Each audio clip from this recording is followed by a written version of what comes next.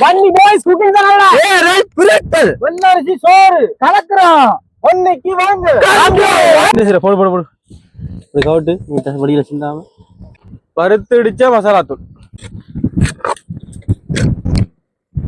தேசி புளி விட்டுறலாம்.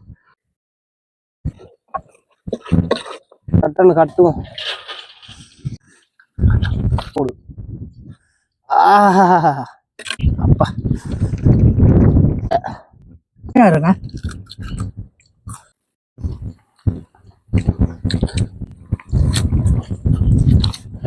விடிய காத்தால கடற்கரை போய் விட்டுச்சு கொண்டு வந்து ஏறல இந்த அழகிய வயல்கரையில வச்சு சமைக்கிறதுல வேற லெவல் டேஸ்டுங்க இல்லையா?